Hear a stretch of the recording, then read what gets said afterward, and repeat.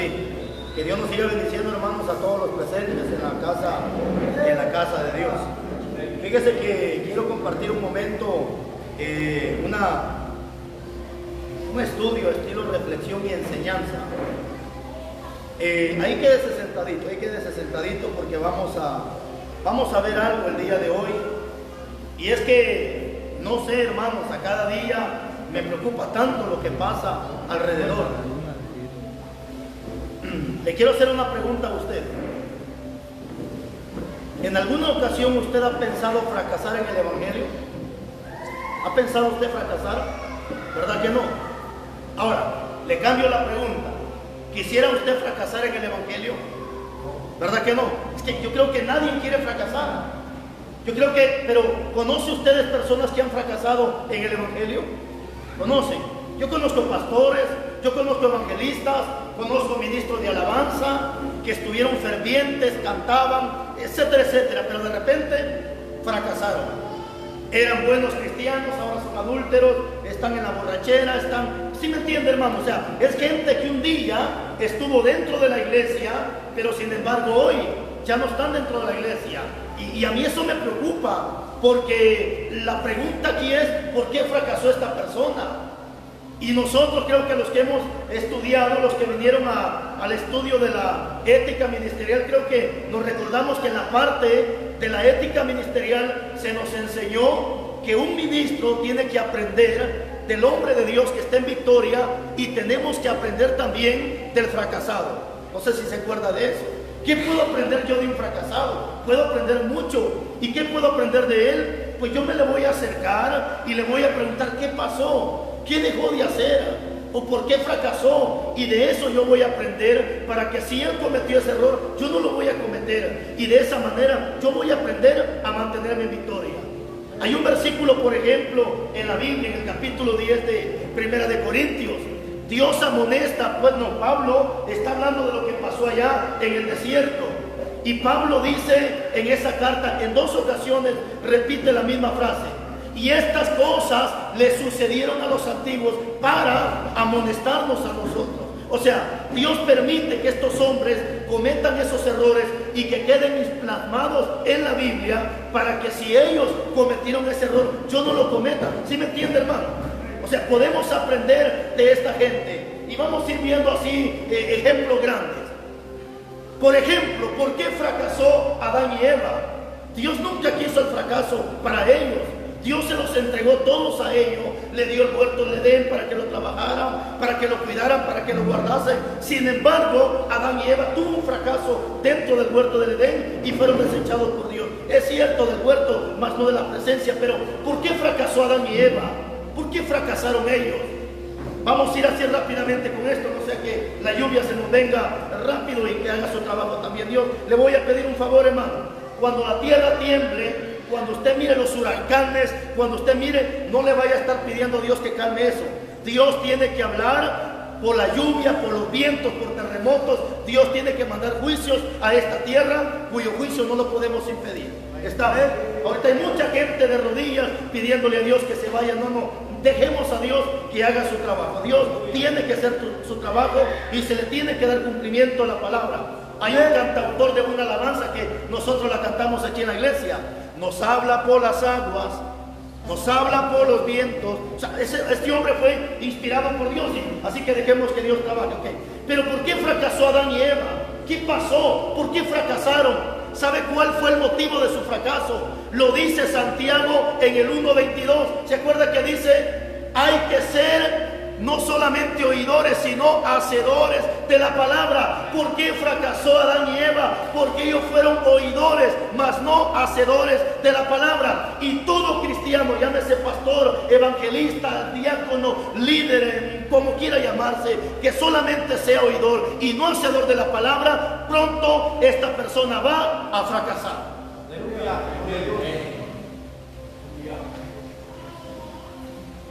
Cuando estábamos allá pasó una historia real, hermanos. Tal vez algunos se van a recordar de quién les voy a hablar. No les voy a mencionar nombre porque ahorita estoy de buena. Cuando estoy de mala menciono nombre, ¿verdad? Ok. Este hermano se congregaba con nosotros y predicó un tema. predicó al respecto de José.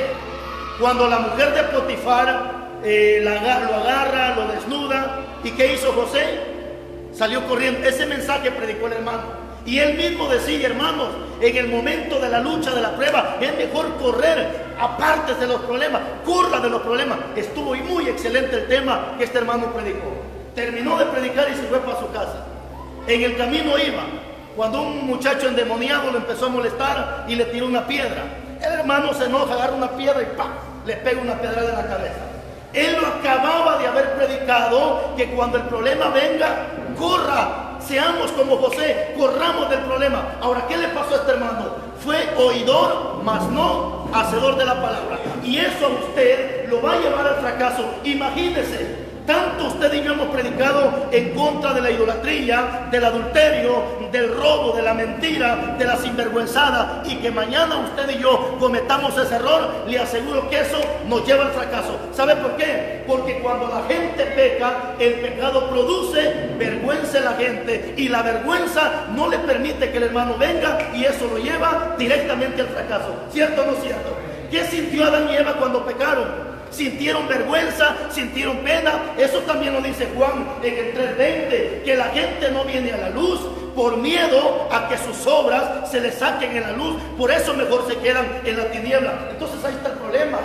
Cuando la gente, hermanos, es oidora y no hacedora de la palabra, eso le causa vergüenza, y la vergüenza lo aparta de la iglesia, y por la vergüenza ya no se congrega. Ese es uno de los primeros motivos y factores por qué está fracasando mucho cristiano, por qué fracasó Adán y Eva, por qué muchos están fracasando, porque son oidores, mas no hacedores. Ejemplo más grande, he escuchado a personas que dicen, hermano, no se meta a deuda, porque mire, y qué bonitos estudios dan de no meternos a deuda. Al poco tiempo él se metió a una deuda. Hermano, ¿por qué no me culpa? No, hermano, mucho problema. Y cuando usted se da cuenta, el problema que él tiene es una deuda. Pero hermano, si usted mismo lo predicó, usted mismo lo enseñó. Sí, el problema es que lo enseñó, pero no lo quiso vivir. Fue oidor, mas no hacedor de la palabra.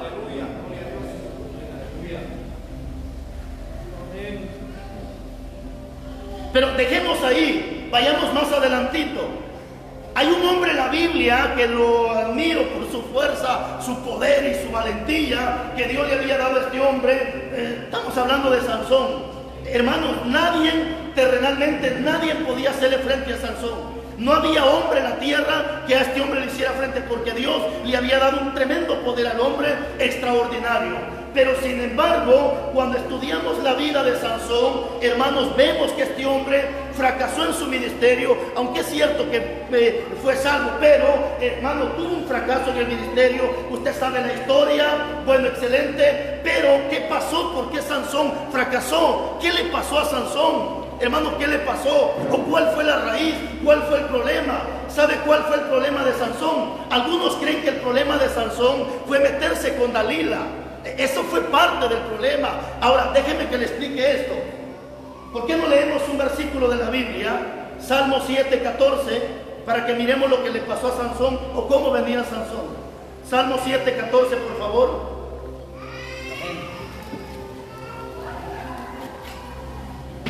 A ver, hermano, ¿qué dice? 7:14. Sí, por favor. En el nombre del Padre, del Hijo y del Espíritu Santo. He aquí el impío concibió maldad, se preñó de iniquidad y dio a luz engaño. He aquí el impío, ¿qué dice? ¿Concibió? ¿Qué significa concebir? No, concebir, ¿qué significa? Concebir es cuando la mujer queda embarazada. Y se preñó de iniquidad y dio a luz iniquidad. Dos palabras muy distintas, concebir y dar a luz. Porque nadie da a luz sino porque ya está embarazado. Ok. Pero aquí no me está hablando en el ámbito literal. Aquí me está hablando en el sentido espiritual. Porque habla de un hombre, y es obvio que un hombre nunca se embaraza. Está hablando de un impío, está hablando de una persona mala. Ahora, ¿qué quiero sacar de aquí de esto? Le quiero explicar algo. Que ahorita exactamente hay gente, hermanos, que ya está embarazada de pecado. Y dice Pablo en Timoteo que algunos dan a luz el pecado en el tiempo de ahora y a otros lo van a dar a luz hasta el día del juicio cuando Cristo venga. Ahora, cuando Sansón comete su pecado con Dalila, él ya venía embarazado. O sea, él ya había cometido pecado ahí atrás. Pastor, ¿y cuál fue el pecado que Sansón cometió? Si no lo dice la Biblia, directamente no lo dice. Pero en el capítulo 14 de Jueces vemos cómo Sansón se acerca a un león que estaba muerto, agarra miel y la come. Sansón era nazareo y él tenía prohibido terminantemente acercarse a un animal muerto o a un familiar muerto. Todo sacerdote nazareo no podía ni acercarse a un familiar muerto, mucho menos a un animal muerto. Y Sansón llega donde estaba el animal muerto, agarra miel y la come. En ese momento le está quebrantando un mandamiento de parte de Dios. Cuando él llega con Dalila, él ya va embarazadito él ya había cometido pecado antes. Le voy a explicar más sencillo esto. Ay, dice la gente, cayó el hermano en borrachera. No, aquí dio a luz el pecado. Este ingrato ya había pecado posiblemente un mes atrás, posiblemente 2 meses atrás. Ya había empezado a acariciar el pecado, porque el pecado primero se empieza acariciándolo, se empieza jugando. Le aparece una muchacha en bikini, ahí medio la mira, la quita. Al segundo día le vuelve a aparecer, ya se queda 3 segundos y la vuelve a quitar. A los 7 días le vuelve a aparecer, ya se queda 1 minuto. Ya empezó a acariciar, ya empezó jugando con el pecado. Y si no, vaya, pregúntele a papá y a mamá cómo empezaron ellos, y aquí estoy yo.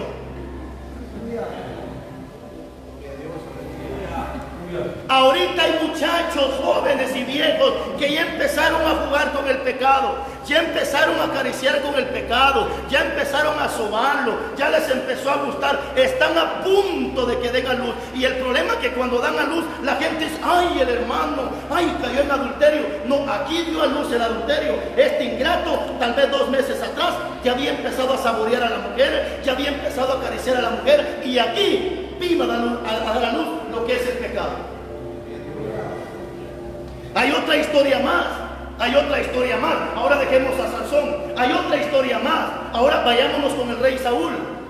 El rey Saúl, en el capítulo 15 de Samuel, se le dio una orden y le dijo, ve y destruye a todos los amalecitas, no me dejes vivo a ninguno, mata animales, hombres, mujeres. Incluso le dijo Dios, mátalos de pecho, no te apiades de ninguno de ellos, mátalos a todos. ¿Por qué? Porque Amalek se opuso cuando Israel iba pasando, y Amalek estorbó el camino para que Israel no pasara. Y Dios, hermano, como dice la Biblia, Dios es tardo para la ira y grande en misericordia. Y tarde o temprano, dice la Biblia, tarde o temprano el impío va a ser castigado. Según Amalek, a Dios ya se le había olvidado. No se le había olvidado, todavía Dios tenía en mente eso. Entonces le da la orden a Saúl y le dice, ve y mátalo, destruye. Ok, Saúl llega donde está el pueblo y empieza a matar a filo de espada. Para sorpresa, que Saúl dice que solamente mató lo más pequeño. Al rey Agag se lo llevó vivo para su casa, y todas las ovejas y todo lo bueno se lo llevó para su casa. Ok, la gente cree que ahí fue el pecado de Saúl. No, ahí nuevamente Saúl dio a luz el pecado, pero él ya había cometido pecado anteriormente. Saúl ya había cometido pecado anteriormente. ¿Y cuál fue el pecado que Saúl cometió? El pecado que Saúl cometió se llama impaciencia. Y la impaciencia es un pecado que va a llevar a predicadores, a pastores, a ministros, los va a llevar al fracaso. La impaciencia. Samuel, de parte de Dios, le dio la orden a Saúl y le dijo, espera 7 días hasta que yo venga y ofrezcamos el sacrificio a Jehová. Excelente. Dice que Saúl esperó 7 días. Excelente. Esperó 7 días, pero no esperó el momento exacto. Porque dice que preparando estaba el holocausto, porque miraba que el pueblo se le desertaba y se desesperó el hombre y empezó a hacer el holocausto. Terminándolo estaba cuando se aparece Samuel y dice, ¿qué pasó? ¿Qué pasó? ¿Por qué no esperaste el tiempo adecuado que Dios había dicho que esperaras? Oiga lo que Samuel le dijo, si hubieras esperado el tiempo de Dios, tu reinado hubiera sido duradero, pero por cuanto no esperaste, tu reinado se te va a quitar. Y Dios ya consiguió a alguien para ponerlo en tu lugar. ¿Cuál fue el pecado de Saúl? La impaciencia. Hermano, si es que la paciencia, bendito sea Dios, si la paciencia cuando usted la estudia o la entiende, la paciencia es un fruto del Espíritu Santo de Dios. Amor, gozo, paz, paciencia, el cuarto fruto del Espíritu Santo. Matrimonios fracasaron. ¿Por qué? Por la impaciencia. Porque el primer pelón que se le puso a la señora, a este me llevo, y el hombre la primera peluda que agarró, con esta me junto, y después fracasaron. ¿Cuál fue el motivo? La impaciencia. No esperaron el tiempo perfecto de Dios. Hombres que están pasando momentos de escasez. Y es que, hermanos, en la escasez es donde más usted y yo tenemos que tener paciencia. Y si no, pregúntele a la gente que se fue para Estados Unidos. Sí, es cierto, pastor, pero ya tienen casa, tienen terreno, tienen cuenta en el banco, tienen buenas propiedades, pero fracasaron ministerialmente delante de Dios. Y Jesús dice: ¿de qué le sirve al hombre que granjee todo el mundo si su alma se pierde?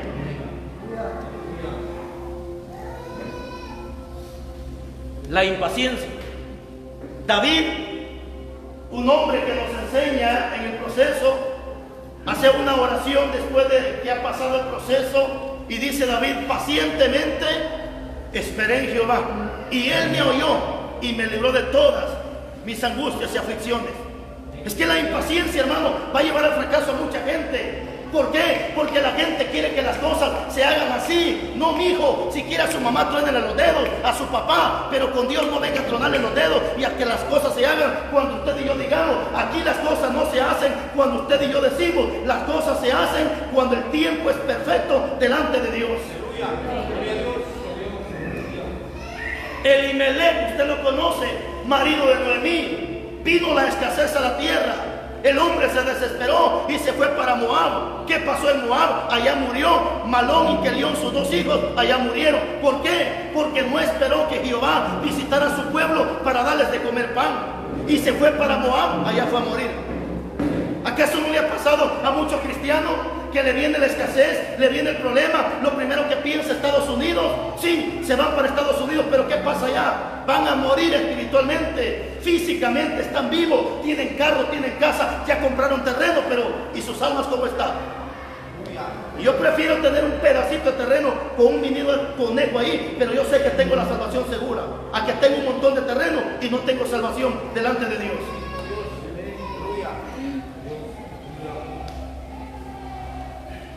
La paciencia, hermanos, la necesitamos como buenos cristianos.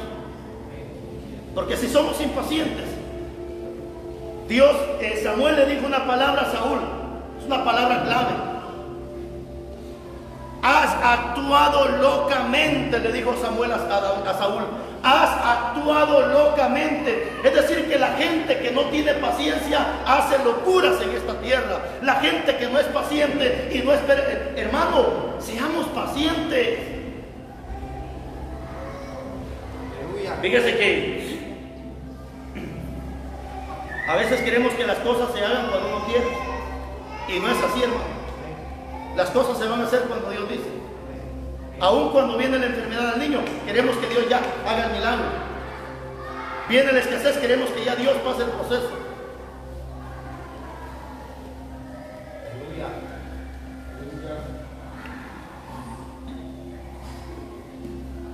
Ok, pero no solamente él. Encontramos más personas en la Biblia que fracasaron. Encuentro un hombre que, de veras, hermano, ese es el que a mí me da un poco más de fe.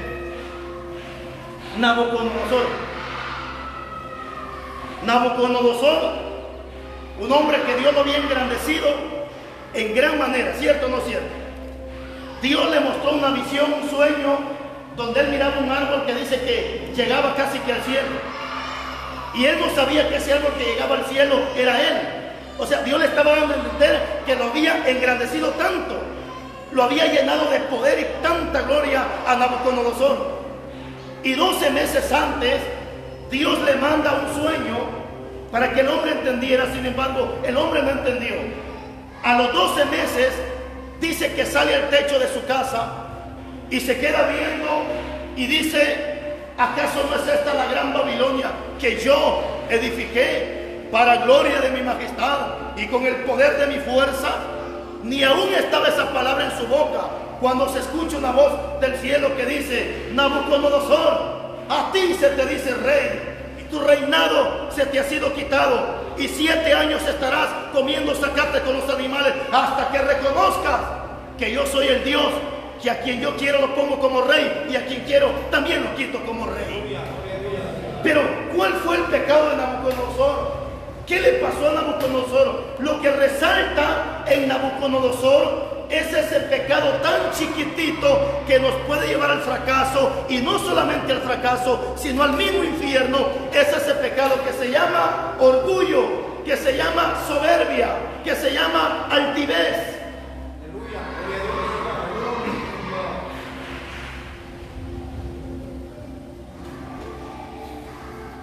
Y hay un versículo precioso, leamos, hermanos, bien conocido por los lectores de la Biblia, 16-18 de Proverbios.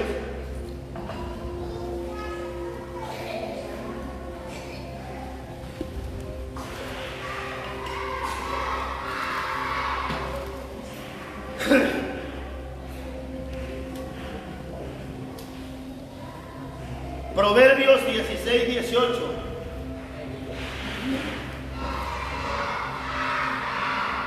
Dice el texto: antes del quebrantamiento es la soberbia, y antes de la caída la altivez de espíritu. ¿Cómo la ven? Altivez, soberbia, orgullo, arrogancia es sinónimo.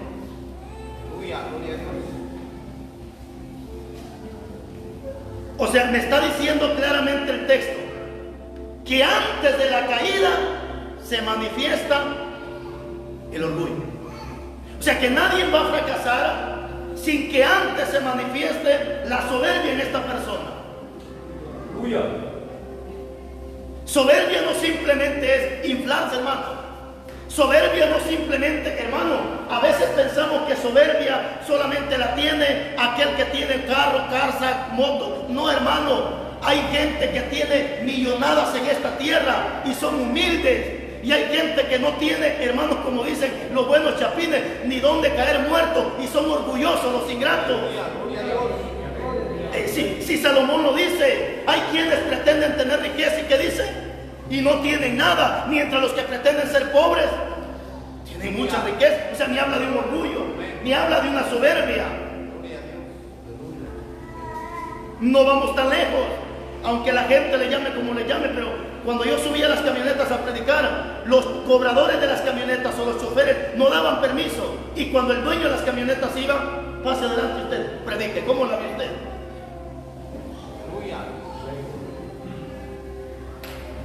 A veces no somos ni dueños de aquello y no queremos que nadie nos toque, y el dueño: pase adelante usted, vaya, recoja los manguitos, coma sus manguitos ahí.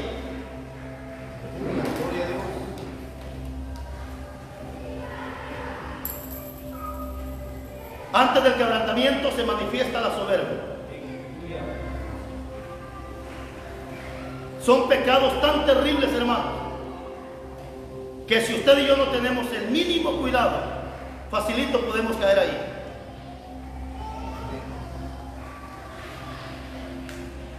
Una pregunta. El rey, el doctor, habló solo lo usó nada más. Estamos diciendo que el versículo 4 dice que él no estará para el pobre, que no sale. Después dijo: esta es la gran bandera que Dios escogió. ¿Solo lo usó o lo habló? Vayamos a la Biblia, capítulo 5 de Daniel.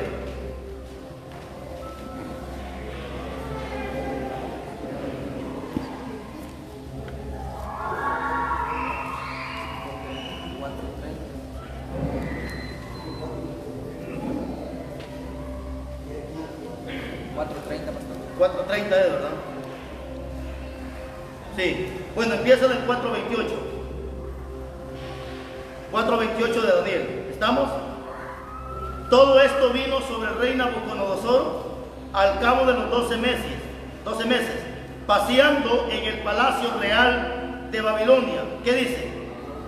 ¿Ah? ¿Qué dice? ¿Habló o lo pensó? Habló y dijo. Habló y dijo. No dice que lo pensó. Ahora, le explico tantito.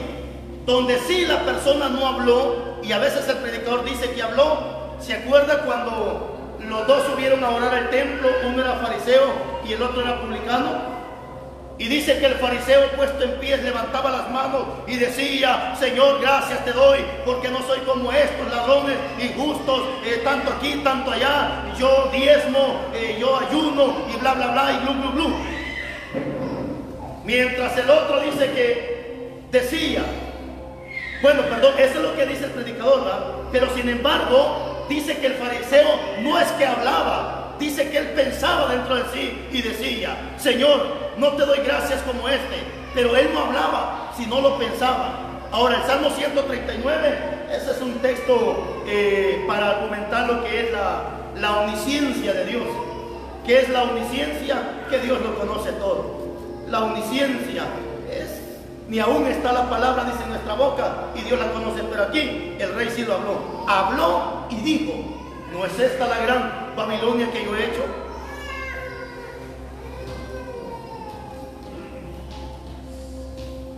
Gloria a Dios.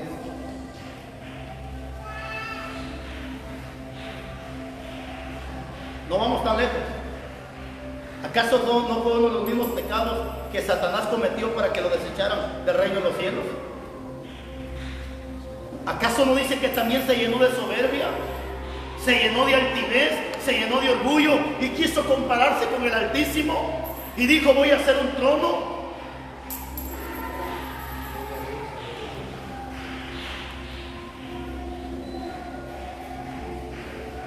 El orgullo, mis hermanos, es un pecado criminal. ¿Cuándo empieza el orgullo? Cuando usted come y no le da gracias a Dios por esos alimentos. ¿Cuándo empieza el orgullo? Cuando usted se da cuenta ya está durmiendo y ni gracias le dio a Dios por ese día que usted vivió. ¿Cuándo empieza el orgullo? Cuando usted sale, ni tan siquiera se encomienda en las manos de Dios. ¿Cuándo empieza el orgullo? Cuando usted piensa que lo que tiene, lo tiene por fuerza humana, cuando nada tenemos, si no es por su misericordia. Y que Dios bendiga a aquellas personas que cuando salen dicen: vamos a hacer una oración, hermano, encomendémonos en las manos. ¿Qué está haciendo la persona ahí? Está reconociendo que no tiene fuerzas humanas para poder hacer aquello. Está reconociendo que si Dios no está con él, él no lo puede hacer. Cuando usted dobla sus rodillas antes de acostarse a dormir, ¿qué está haciendo usted ahí? Está reconociendo que si está llegando a la camita, no fue por fuerzas humanas, sino por la misericordia de Dios. Usted está reconociendo eso. Eso es humildad. La gente cree que orgullo, sí, es parte del orgullo, pero ¿cuándo empieza el orgullo? Cuando creemos que nosotros lo podemos hacer sin consultarle a Dios o sin pedirle la alianza a Dios.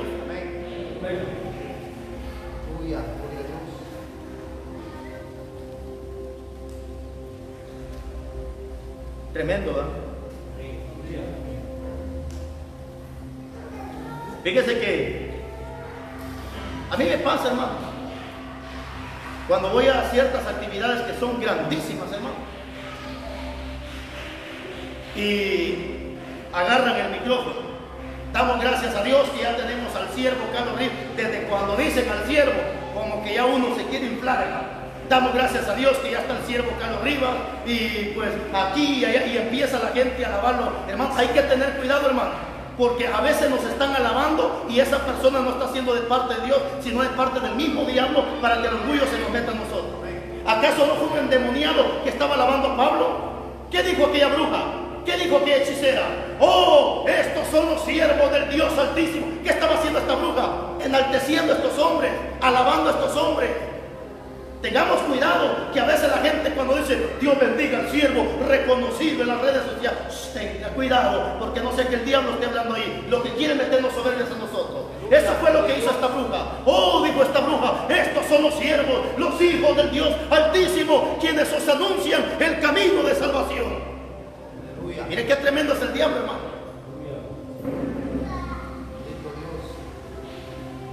Entonces el orgullo es un pecado criminal.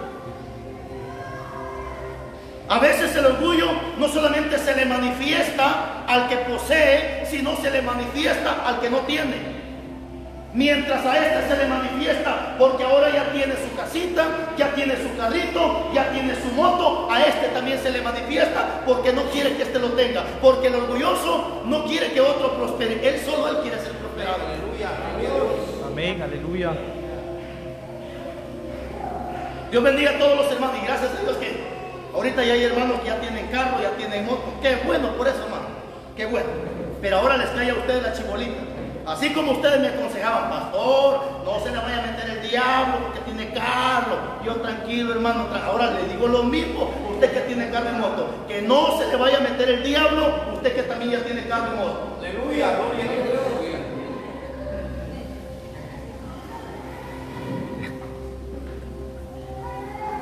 Satanás mismo fracasó por el orgullo. Nabucodonosor fracasó por el orgullo.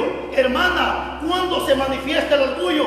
Cuando yo reconozco que ofendí a mi hermano y usted cree que le quiere pedir disculpa. Aleluya, aleluya, gloria a Dios. La señora durmiendo en aquel cuarto y el hombre durmiendo en aquel cuarto. ¿Por qué cree usted? Por el orgullo, porque no quieren tomar iniciativas. Mi amor, ya hombre, ya, tranquila. Tranquila. ¿Se da cuenta? El orgullo prefiere que la gente se vaya de la iglesia antes que ir con el hermano y decirle que lo ofendió. El orgullo no deja que la gente venga aquí. No, hombre, ¿cómo voy a esa iglesia? Si ya me harté vivo, revés y derecho, al calo arriba. Que me sigan hartando. Pero la gente orgullosa, ¿cómo yo voy a esa iglesia? ¿Por qué cree que no quieren venir? Porque saben los ingratos que han hablado mal de esta congregación y el orgullo no les permite que su brazo se les enderezca. Aleluya, gloria a Dios.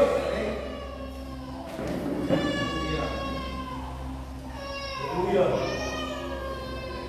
Muy bien. Mis hermanos, hay tantas cosas que podemos seguir hablando, pero mejor que se nos quede el bendito versículo de Santiago. No solamente seamos oidores, seamos hacedores. Si usted ya le dio duro a los injustos, manténgase.